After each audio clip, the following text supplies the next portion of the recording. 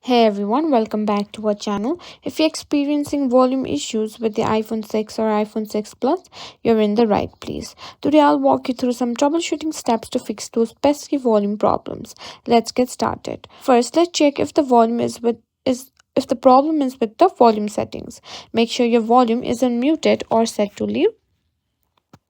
Press the volume up button on side of your iPhone to increase the volume. You should see the volume indicator on the screen. Make sure it's not set to the lowest level.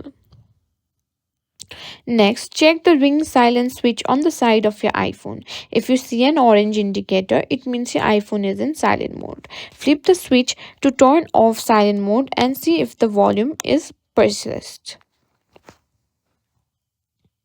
Sometimes volume issues can be caused by a software glitch. Restarting your iPhone can often fix minor problems. If restarting doesn't work, check if there's a software update available. Outdated software can sometimes cause issues.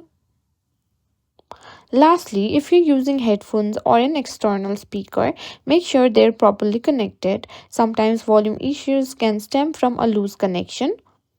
If none of these steps resolve the issue, it might be a hardware problem.